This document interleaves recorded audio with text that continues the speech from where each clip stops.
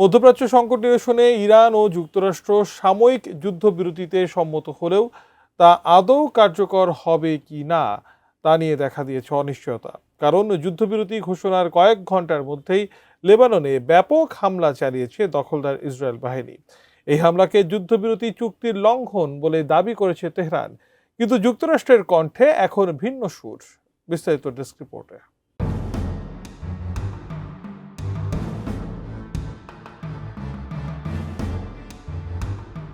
সকল জল্পনা কল্পনা ছাপিয়ে অবশেষে ৮ এপ্রিল থেকে ইরান ও যুক্তরাষ্ট্র ২ সপ্তাহের যুদ্ধবিরতি চুক্তিতে একমত হয়েছে। এই চুক্তিতে ইরানের দেওয়া ১০ দফা শর্ত মেনে নিতে বাধ্য হয়েছে যুক্তরাষ্ট্র। শর্তে স্পষ্ট উল্লেখ রয়েছে, লেবানন সহ ইরানের মিত্রদের বিরুদ্ধে পরিচালিত সকল আঞ্চলিক যুদ্ধ ও সংঘাতের সম্পূর্ণ অবসান ঘটাতে হবে। অথচ ১২ ঘন্টা পার না হতেই লেবাননের ওপর দফায় দফায় হামলা চালিয়েছে ইসরায়েল, যা যুদ্ধবিরতি শর্তের সম্পূর্ণ পরিপন্থী। এদিকে তেল আবিবের পক্ষে সাফাই গেয়ে লেবানন যুদ্ধবিরতি চুক্তির অন্তর্ভুক্ত নয় বলে দাবি করেছে যুক্তরাষ্ট্র। ৮ এপ্রিল এক সংবাদ সম্মেলনে হোয়াইট হাউসের মুখপাত্র ক্যারোলিন লেভিট আনুষ্ঠানিকভাবে নিশ্চিত করেছেন, যুক্তরাষ্ট্র ও ইরানের মধ্যে অস্থায়ী যুদ্ধবিরতি চুক্তিতে লেবানন অন্তর্ভুক্ত নয়। এর মাধ্যমে লেবানন ফ্রন্টে ইসরায়েলের হামলা নিয়ে তৈরি হওয়া ধোঁয়াশা আরও স্পষ্ট হলো। আমি বুঝি নির্মাণের শিল্প, সালাম স্টিল বোঝে durability. Salam steel, most durable steel. লেভিট জানান, ৮ এপ্রিল রাতে মার্কিন প্রেসিডেন্ট ডোনাল্ড ট্রাম্প ও ইসরায়েলের প্রধানমন্ত্রী বেনিয়ামিন নেতানিয়াহুর মধ্যে এই বিষয়ে দীর্ঘ আলোচনা হয়েছে। তিনি বলেন, প্রধানমন্ত্রী নেতানিয়াহু এই যুদ্ধবিরতি প্রচেষ্টাকে সমর্থন করেছেন এবং তিনি এই পুরো শান্তি প্রক্রিয়ায় একজন গুরুত্বপূর্ণ অংশীদার হিসেবে তাদের সাথে যুক্ত থাকবেন।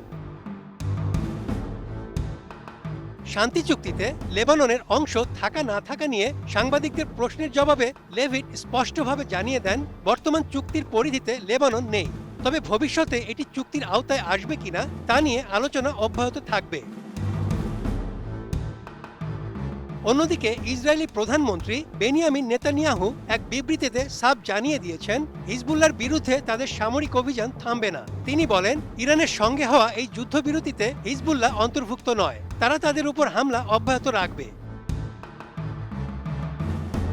তিনি আরও বলেন, তেল আবিবের বার্তা স্পষ্ট, যারা ইসরায়েলি বেসামরিক নাগরিকদের বিরুদ্ধে অবস্থান গ্রহণ করবে তাদের উপর আঘাত অব্যাহত থাকবে।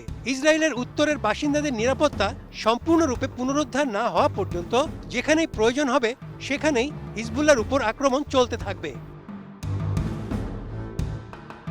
লেবাননে চালানো ভয়াবহ বিমান হামলা প্রসঙ্গে নেতানিয়াহু আরও বলেন, ইসরায়েলি বাহিনী হিজবুল্লাহর এমন সব স্পর্শকাতর অবস্থানে আঘাত এনেছে যেগুলোকে গোষ্ঠীটি এতদিন নিরাপদ মনে করত। লেবাননের সশস্ত্র গোষ্ঠী হিজবুল্লাহ যুদ্ধবিরতির প্রতি সমর্থন দেখালেও ইসরায়েল তা করেনি, উল্টো লেবাননের ওপর বিমান হামলা আরও জোরদার করেছে। এতে ২৫৪ জন নিহত এবং ১১৬৫ জন আহত হয়েছে।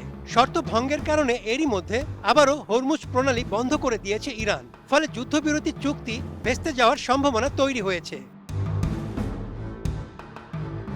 Desk report, ATN news.